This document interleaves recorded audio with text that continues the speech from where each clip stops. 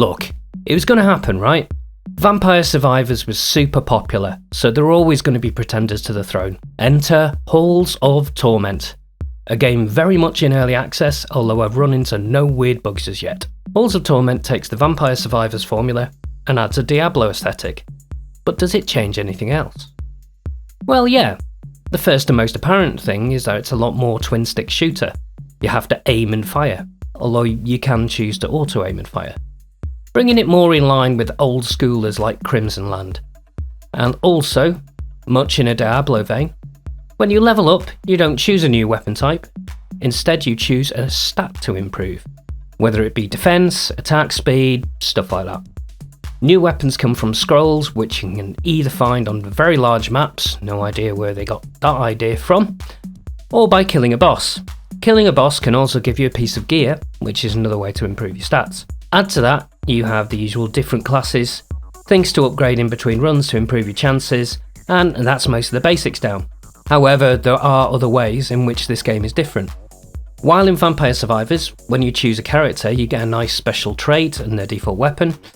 In Vampire Survivors, the default weapon doesn't really matter that much past the first few levels and likely won't end up being your primary weapon. In Halls of Torment, the other weapons you pick up, while great, aren't going to end up your primary weapon. That will always be the one you started with. This makes the class choice feel more impactful, as does the fact that most level ups are a percentage of your character's base stats, so an 8% damage boost will feel different on one character than another.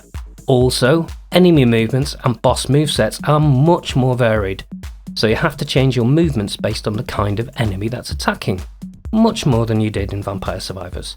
However, it never really gets as nuts as Vampire Survivors, where at the end it's basically just a festival of insane bright lights and tinkles and you've no idea what's going on anymore. You just know it's tickling your brain. This is a lot more standard video game. You still know what's happening, and you don't get the same I am a god feeling. At the end of the maximum 30 minutes, the boss appears and yeah, you're probably not going to beat that. If you're short of time, is it going to work for you?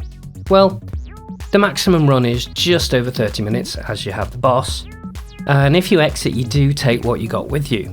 However, you don't get any of the bonuses, which is where most of your gold comes from, so that's a fact there.